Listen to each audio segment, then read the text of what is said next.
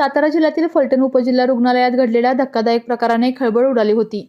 रुग्णालयात कार्यरत असलेले डॉक्टर राजेंद्र रुपनवर यांच्यासोबत घडलेल्या कथित प्रकारानंतर हे प्रकरण थेट पोलिसांपर्यंत पोहोचले आहे.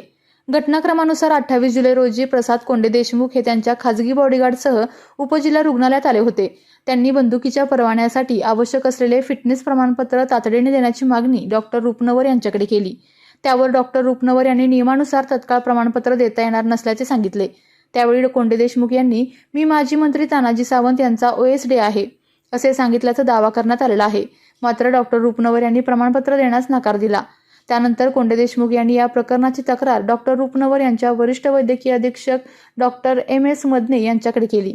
त्यानंतर डॉक्टर मदने यांनी डॉक्टर रुपनवर यांना आपल्या केबिनमध्ये बोलवले.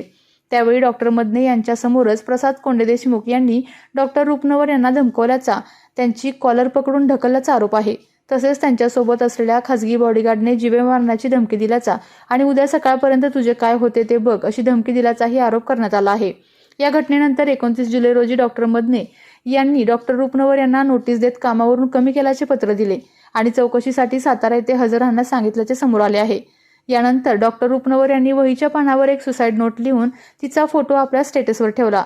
हे स्टेटस रुग्णालयातील इतर कर्मचाऱ्यांनी पाहिल्यानंतर त्यांनी तत्काळ डॉक्टर मदने यांना याची माहिती दिली.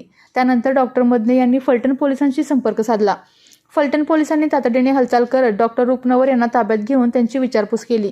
त्यातून हा संपूर्ण प्रकार समोर आल्याचे सांगितले जात आहे. त्यानंतर फलटण पोलिसांनी डॉक्टर रुपनवर यांच्या तक्रारीवरून माजी मंत्री तानाजी सावंत यांचे OSD प्रसाद कोंडे देशमुख यांच्या विरुद्ध गुन्हा दाखल केला असून पुढील तपास फलटण पोलीस करत आहेत. मी डॉक्टर रुपनवर 28 जुलै रोजी संध्याकाळी 7 वाजता माजी मंत्री तानाजी सावंत यांची OSD प्रसाद कोंडे देशमुख यांनी मला जीवे मारण्याची आणि त्यांचे बॉडीगार्ड यांनी धक्काबुक्की केली होती. तर त्याविरोधात मी तक्रार करण्याच्या ऐवजी माझ्यावरती चौकशी बसवण्यात आली आणि त्यामुळे मला वाटायला लागलं की माझ्या बाजूने कोणीही नाही आणि मंत्री आहे म्हटलं ना, माझ्याकडे आता काहीच नाही. त्यामुळे मला एकच शेवटचा पर्याय उरलेला की असं तसं जीव दिलेलाच बरा.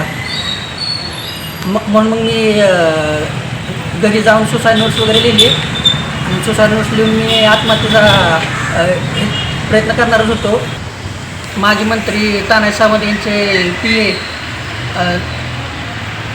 प्रसाद कोंडे देशमुख यांनी जे अपमानात्मक मला वागणूक केली आणि धक्काबुक्की दिली, त्यामुळं माझं मानसिक खच्चीकरण झाल्यामुळे मी सुसाईड नोट लिहिली होती आणि ती स्टेटसला टाकली होती.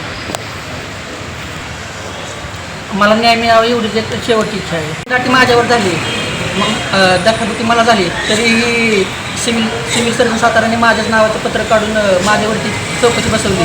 ह्या गोष्टी मला खूप दुःख झालं. म्हणून मी सुसाईड नोट्स वगैरे लिहिली आणि मोबाईल स्टेटसवरती टाकली. मग आता माझी एकच इच्छा आहे की मला न्याय मिळावा. जर नाही मिळाला तर 19 ऑगस्ट 2026 रोजी आत्महत्या करणारच. लीला मदने वैद्यकीय अधीक्षक म्हणून उपजिल्हा रुग्णालय फलटण येथे कार्यरत आहे. डॉक्टर राजेंद्र रुपनवर हे माझ्याकडे तदर्थ वैद्यकीय अधिकारी म्हणून उपजिल्हा रुग्णालय फलटण येथे कार्यरत आहेत. काल जी घटना घडली या घटनेसंदर्भी डॉक्टरांनी आम्हाला यापूर्वी कोणतीही कल्पना दिलेली नव्हती. काल दुपारी 2 ते 2:30च्या दरम्यान मी जेवायला गेली असताना मला माझ्या स्टाफचा फोन आला की डॉक्टर रुपनवर सर यांचे स्टेटस पाहिले का? तर मी नाही म्हटले. त्यानंतर मी म्हटलं काही घडलं आहे का? त्यांनी मला स्टेटसचे स्क्रीनशॉट पाठवले.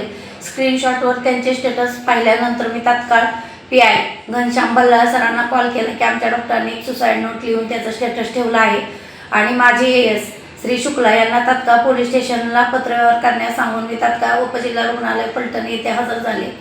व त्याच वेळेस DYSP श्री गोडशे सर व घनश्याम बल्लाळ सर हे पण उपजिल्हा रुग्णालय फलटण येथे आले.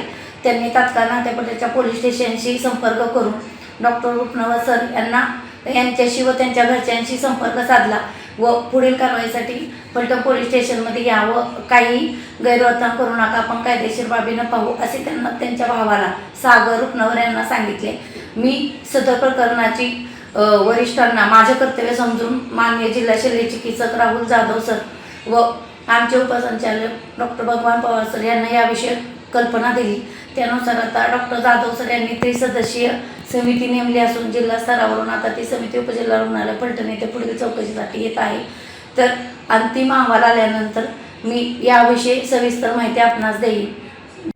विविध कंपन्यांमध्ये जॉब मिळवण्यासाठी किंवा स्वतःचा उद्योग व्यवसाय करण्यासाठी 1 वर्ष कालावधीचे महाराष्ट्र शासनाचे तांत्रिक कोर्सेससाठी Patil electronics institute Satara. Electrical supervisor, automobile mechanic, electrical wireman, motor winding, 2 wheeler 4 wheeler mechanic, computer operator, computer hardware आणि डिप्लोमा कोर्सेस. पात्रता 10वी 12वी एसटी पासची सोय. Patil electronics institute, Radhika road, Satara. 98 220 97071. 1986 पासून तंत्र शिक्षणामधील अग्रेसर संस्था पाटील इलेक्ट्रॉनिक्स इन्स्टिट्यूट, सातारा. आपल्या तालुक्यातील जिल्ह्यातील बातम्या सर्वप्रथम पाहण्यासाठी आजच सातारा न्यूजला यूट्यूब चॅनलवर सबस्क्राईब करा, लाईक करा, शेअर करा आणि बेल आयकॉन प्रेस करायला विसरू नका.